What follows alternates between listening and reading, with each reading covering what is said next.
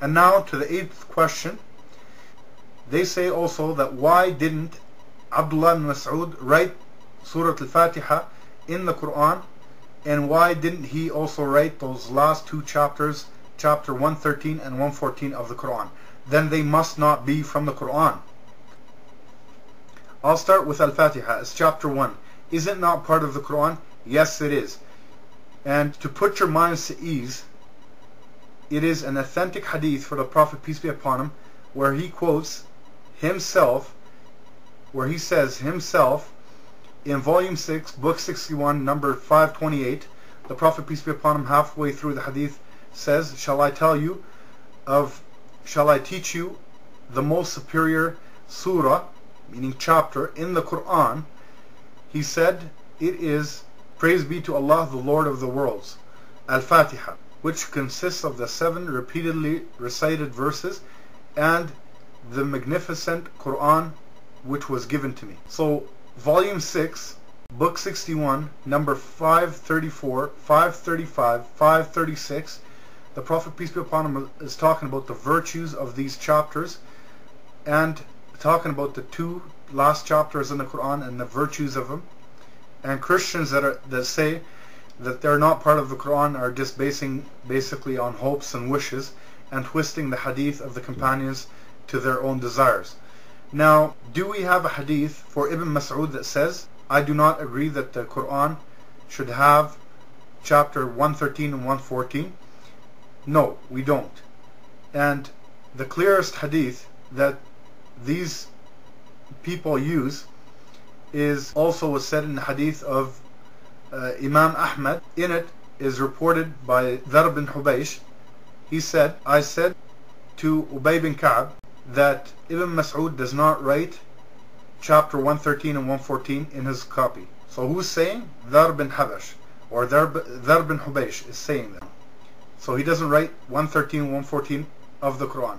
Then he said, then Ubay said, I bear witness that the Prophet, peace be upon him, told Jibreel and said to him, I bear witness that the Prophet, peace be upon him, told me that Jibreel said to him and recited 113 and 114, I seek refuge of the Lord of Dawn. Then he said, and so we say what the Prophet, peace be upon him, says. Book called Al-Awsat. This is what it says. So this is the clearest hadith about Ibn Mas'ud and about the chapters 113 and 114. I asked the Christians, really? This is what you base your information on? Get me a hadith where Ibn Mas'ud said that these are not part of the Quran and that he doesn't believe that these are part of the Quran. We know as Muslims that the recitation of Abdullah bin Mas'ud is taught in schools nowadays, and it includes in his recitation the Fatiha and the chapter 113 and 114. So why didn't he write it in these verses? This is what Ubay said. He said Ibn Mas'ud never heard the Prophet, peace be upon him, recite them in prayer. So he thought that they are not part of the Quran, although he knew that they were there. Other companions heard the Prophet reciting them, and then they let Ibn Mas'ud know. So they told Ibn Mas'ud, and then Ibn Mas'ud wrote them. Just like I said again, the recitations mention that Ibn Mas'ud had taught this recitation and does not deny any of Al-Fatiha or those 2 verses. As for writing them, he was asked, why didn't you write the Fatiha? And he replied, if I want, I would write the Fatiha before the beginning of each surah or each chapter. When do the Muslims recite the Fatiha? The answer is they recite it. It's a must in every prayer, in every rak'ah. And just like I said, Ibn Mas'ud did write it. And why did he say that? Is because the Muslims recite the Quran or the Fatiha in prayer before every single verse or chapter that they recite. So they recite, the very first thing they recite is Al-Fatiha. So this destroys the claim of Christians. And the number 9 question is, they claim that there are 7 different dialects in the Quran that contradict each other like the Bible does? Or else why would Uthman burn these other copies and other books? I had already told the story in a past video, but I'll go over this pretty quick. We know as Muslims that there are 7 different dialects in the Quran, and they're all Quran, and we believe in them as Quran.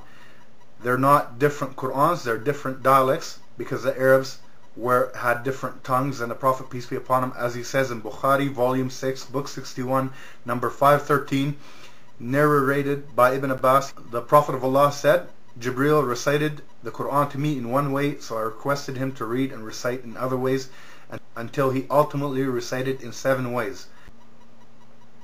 So we know that the Quran came down on the Prophet, peace be upon him, in one way at first, the accent and the dialects of Quraysh, and later on the Prophet, peace be upon him, when people from all the Arab Peninsula with different accents were coming to the Prophet, peace be upon him, and it was hard for them to learn the Arab or the accent of Quraysh, since a lot of them were illiterate. So that was a mercy from Allah to accommodate all these Arab tribes. And again, I'll explain and say that it was different in pronunciation. There's difference in pronunciation in these dialects and not different in meaning, and they go as follows.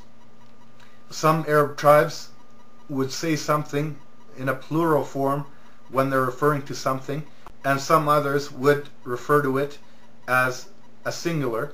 And I'll give you an example. In one it says لِأَمَانَاتِهِمْ, that's one pronunciation, and the other one is لِأَمَانَتِهِمْ. Second example is رَبَّنَا بَاعِدْ بَيْنَنَا, بَاعِدْ, or رَبَّنَا بَاعِدْ بَيْنَنَا. So same meaning but different pronunciation.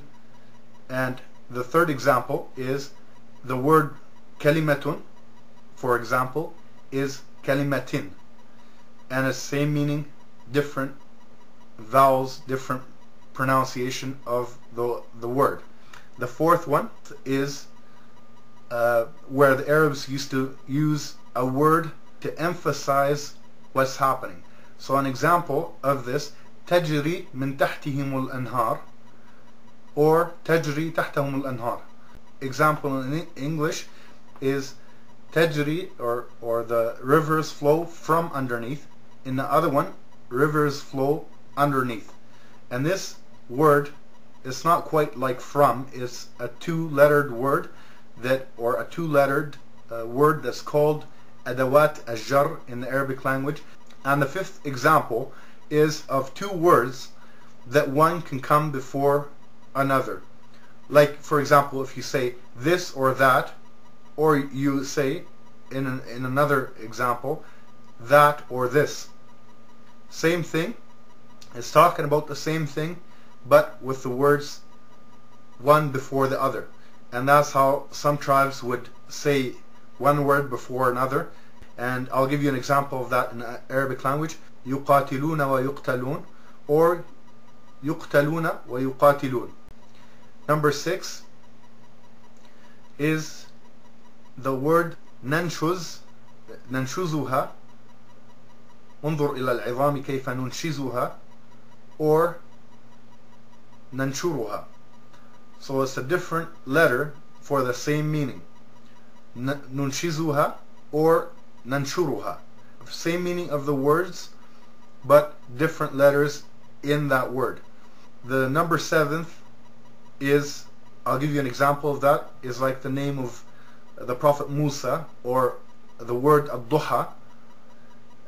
It's pronounced like this in one dialect, Musa, and in another one is pronounced as Musa. Okay? And so if the Christians think that having 7 different dialects without affecting the meaning is a big deal, then we Muslims think that having 3,000 Bibles that contradict each other, not one has the same account as the other, is a bigger deal.